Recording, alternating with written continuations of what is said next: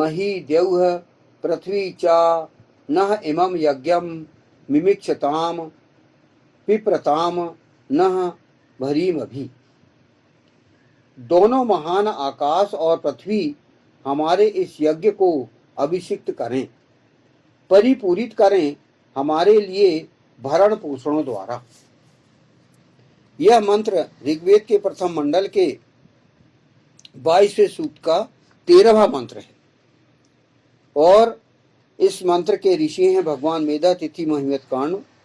और इसके जो प्रमुख विषय है, दिव्य विषय है, यह है द्यावा पृथ्वी। मुख्य विषय जिसको दिव्य विषय कहा जाता है वह है द्यावा पृथ्वी। और छंद इसका जो है गायत्री है और स्वर है षड्ज। तो यहां पर जैसे कि 22वें सूक्त, अब यहां पर कितने मंत्र लिए गए हैं इस 22वें सूक्त में? 21 मंत्र हैं कुल।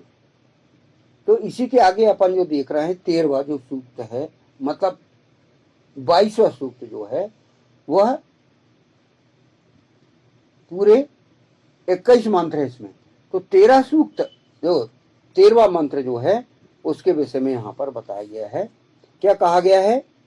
दोनों महान आकाश और पृथ्वी हमारे इस यज्ञ को अभिषिक्त करें, परिपूरित करें हमारे लिए भरण पोषण द्वारा। यहां मही अर्थात दोनों महान, देव पृथ्वी चा आकाश और पृथ्वी, आकाश अंतरिक्ष और पृथ्वी यानी धरती, नह अर्थात हमारे लिए मतलब ईशान के लिए, ईश्वर के लिए, इमम यज्ञम अर्थात इस यज्ञ को, मिमिक्षतम अर्थात अभिषिक्त करें, पिप्रताम अर्थात परिपूरित करें, नह अर्थात हमारे लिए ईशान के लिए, भरीम अभी अर्थात भरण पोषण द्वारा। तो यहां जो है इस मंत्र को सरल भाषा में समझाया गया है। कोई भी जो वेद मंत्र हैं वैदिक संस्कृत में है और वैदिक संस्कृत चूंकि जिन्होंने इसका भाष्य किया है उन्होंने वैदिक संस्कृत को पढ़ते हुए फिर उन्होंने उसका व्याकरणों के माध्यम से इसका अर्थ निकाला और उसका हिंदी अनुवाद करके हमको उसका निचोड़ बताया, उसका हिंदी अनुवाद बताया। तो यहां पर इस मंत्र का यहां पर व्याख्या ली गई है। आकाश और पृथ्वी दोनों महान हैं और षष्ठी की व्यवस्था के अंतर्गत अपनी निश्चित की गई भूमिका का निर्वाह करते हैं। यानी आकाश मतलब अंतरिक्ष, उसकी बात की गई है। जो आकाश है, हम बाहर अपने घर के बाहर अपन नजर डालते हैं तो नीला नीला जो आकाश है वो दिखता है, तारे स्टार नजर आते हैं, दिन में सूर्य नजर आता है, रात्रि में चंद्रमा नजर आता है, और आकाश जिसको आकाश हम कहते हैं, और पृथ्वी जहां हम निवास कर रहे हैं, धरती इसको धरती भी कहते हैं, धरा भी कहते हैं।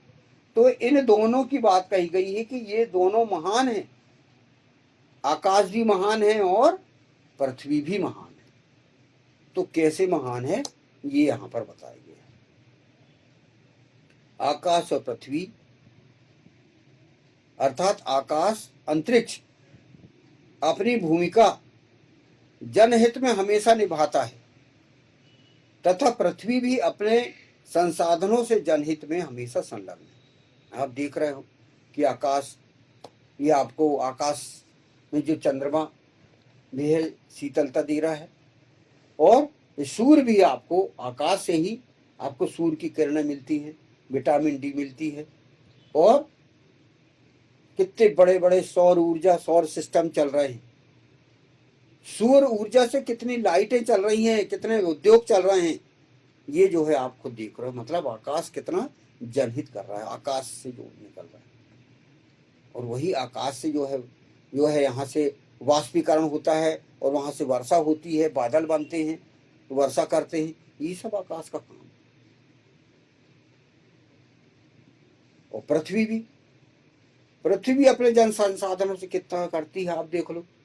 हम जीवन, हमको अनाज वही देती है पृथ्वी, बीज डाल के और आपको एक बीज आपको सैकड़ों जो है दाने दे देता है। आप एक गेहूं बीने बोए, गेहूं का एक दाना बोए तो उसी की कितनी जो है बालें निकल जाती हैं। आप देखो ईशान की कितनी अच्छी व्यवस्था, गेहूं चावल दाल, है ना, ये हमारे सामने कृषि होती है, हम खुद देख रहे हैं।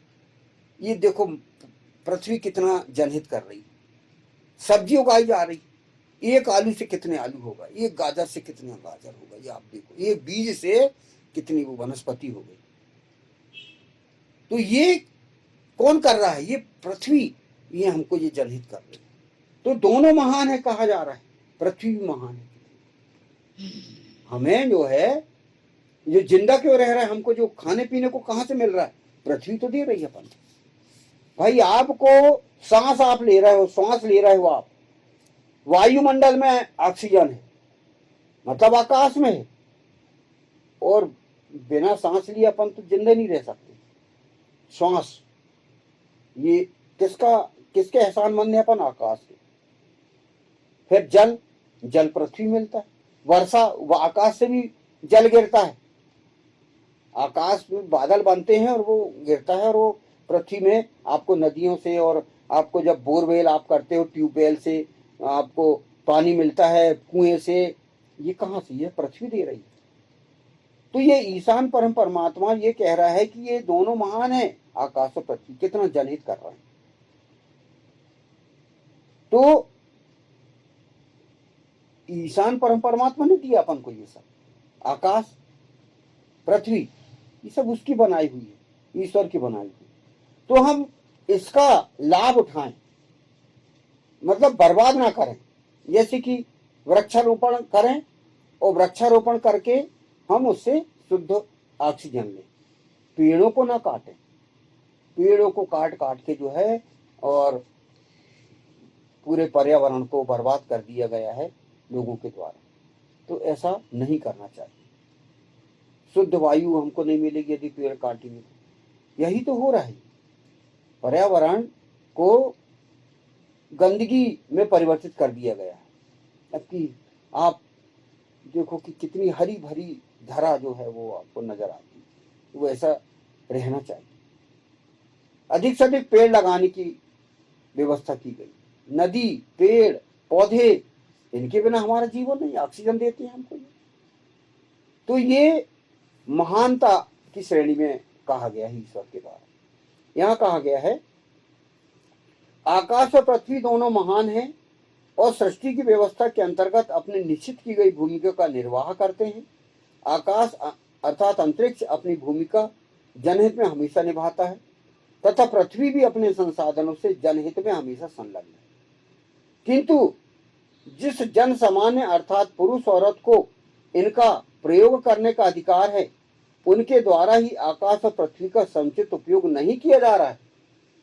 अतः इस मंत्र में निम्नलिखित सलाह दी गई, ये बता दिया गया, दोनों को महान बता दिया गया है ना। महान क्यों है? अब आपको इन्हें मतलब जो आकाश को खराब नहीं करना है और पृथ्वी को भी खराब नहीं करना है, तो उनको सलाह दी गई है जन सामान्य को ईशान परम परमात्मा के द्वारा। पहला, वे अर्थात ईश्वर के इस जनहित यज्ञ को भली भांति अभिषिक्त करें,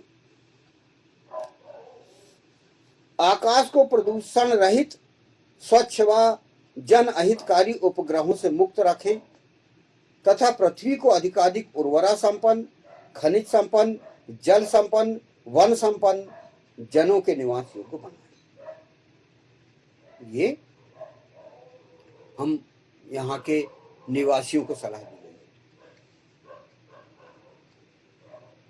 है। यहाँ के जो रहते हैं निवासी, उनको दिया गया कि पर्यावरण को नष्ट न करें, है ना।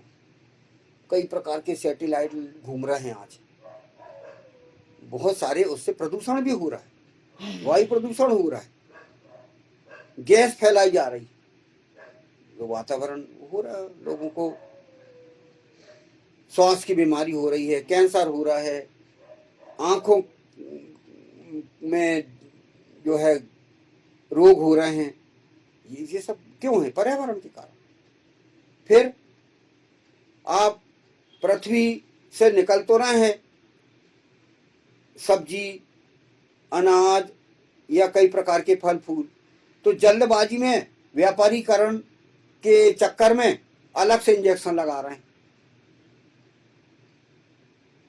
लौकी छोटी सी है, उसको इंजेक्शन लगा के बड़ी कर लिए रासायनिक क्रियाओं के द्वारा और भेज दिए। आपको सोशल मीडिया में कई प्रकार के वीडियो मिलेंगे कि तरबूज, कच्चे तरबूज में बोले इंजेक्शन डाल के और लाल कर दिया जाता है और बड़े कर दिया जाता है। डिंगरे, तरबूज, आम, केले, सेब, ये सब में जो है आजकल डुप्लीकेटिंग का काम हो रहा है। ये स्वाभाविक रूप से लेना चाहिए ना, तो वही स्वास्थ्य के लिए उपयोगी रहते हैं। आप रासायनिक क्रियाएं करके आप फल फूल बेचोगे, अनाज बेचोगे तो नुकसान करेंगे ना। स्वाभाविक रूप से जो पृथ्वी दे रही है वो लो ना भाई, आप इससे स्वस्थ रहोगे, आप ये रोग वोग नहीं होंगे कुछ नहीं। लेकिन व्यक्ति जिसको कहा जाता है व्यवसायीकरण, तो उसके चक्कर में व्यक्ति ये बर्बाद हो रहा है। तो यहां पर बताया गया है कि उनसे मुक्त रखें, प्रदूषण से, और अधिकाधिक पृथ्वी को उर्वरा संपन्न बनाए रखें, खनिज जितने उतने निकालें, और जल भी भरपूर रहे, इसलिए जल का संग्रहण भी करना है, जिससे कि जल स्तर भी हमारा बना रहे पृथ्वी में। जब भी हम कुएं खोदें तो अच्छा पानी निकले। वनों का हम रख रखाव करें, ये बताइए। फिर दूसरा, आकाश और पृथ्वी को परिपूरित करें, उनका उपयोग तो करें किंतु उन्हें नष्ट न करें। आकाश को भी समाप्त न करें, पृथ्वी को भी समाप्त न करें। तो ये दूसरा कारण है, ये जन सामान्य को सलाह दी गई। तीसरा, आकाश और पृथ्वी के माध्यम से भरण पोषण करें। इन्हें भरण पोषण करने के लिए बताया गया ना कि आप भरण पोषण करें। क्या कहा गया है कि भरण पोषण द्वारा परिपूरित करें, यानी हम जो है भरण पोषण हीन न करें, यानी बंजर जमीनों को भी अच्छा उपजाऊ बनाएं। फिर सारे संसाधनों का लाभ हम उठाएं और बराबर वितरण भी करें। कोई एक अधिकार ना जमाए कि नहीं पेट्रोल बस मेरी जगह मिल रहा हो गई, मैं ही भर बेचूंगा और उसको कई गुना रेट लगा लिए। कई जगह यदि यूरेनियम मिल रहा है तो यूरेनियम वाला भी बढ़ा लिया रेट। सोने की खदानें, चांदी की खदानें, एल्युमिनियम की खदानें, सब ये ईसा ने दिया हमें, उसका समान वितरण होना चाहिए। जिस देश में हो रहा है उसने एकाधिकार कर लिया और व्यापारिक दृष्टिकोण से अपना लाभ उठा रहा है। ये जनहित के लिए दिए गए हैं, ये ईशान परमात्मा के द्वारा समान वितरण होना चाहिए। ईशान ने सहयोग के सिद्धांत पर सृष्टि बनाई कि हम एक दूसरे पर डिपेंड है। हम ही अकेले रेलगाड़ी नहीं बना सकते, बस नहीं बना सकते, हम अकेले कृषि नहीं कर सकते, हम पूरे कपड़ों के कारखाने नहीं स्थापित कर सकते, कुछ नहीं कर सकते भाई। हम जो हमारी योग्यता हम उतना तो करेंगे, इसलिए हम एक दूसरे पे डिपेंड है। तो हमें ईशान ने, ईश्वर ने एक सहयोग की सिद्धांत पर बना के रखा है, इसीलिए क्यों हम किसी से दुश्मनी कर रहे हैं। वसुदेव कुटुंबकम की व्यवस्था ईशान परमात्मा ने की, उसको आप व्यवसायीकरण क्यों कर रहे हो? उससे आप क्यों वो कर रहे हो कि नहीं हमारे पास जो तेल है, पेट्रोल है, हम उसको कई गुना बेचेंगे, हमारे पास यूरेनियम है, सोने खदानें हैं तो हम कई गुना बेचेंगे, हमारे पास पानी है तो हम बड़ा महंगा देंगे। तो ऐसा नहीं है, ये सब ये जो है ये जनहित वाला काम नहीं है। इसीलिए ईशान परमात्मा जो इस प्रकार के राक्षसी कृत्य करते हैं लोग, जमाखोरी, भ्रष्टाचार, इनके पर परिणाम मिलते। तो यहां पर ईशान परमात्मा ने मनुष्यों को ये दिया गया है, काम दिया गया है। तीसरे में क्या कहा गया है? आकाश और पृथ्वी के माध्यम से भरण पोषण करें, कहीं कोई भरण पोषण हीन ना हो अभावग्रस्त ना हो, सारे संसाधनों का लाभ प्रत्येक व्यक्ति को मिले, ये बताया गया। उपरोक्त कार्य वे ईश्वर के लिए करें, ईशान परमात्मा के लिए करें। तो ये मंत्र जो है यहाँ पर इतना समाप्त हुआ, हो ही रहा था, हो गया वो।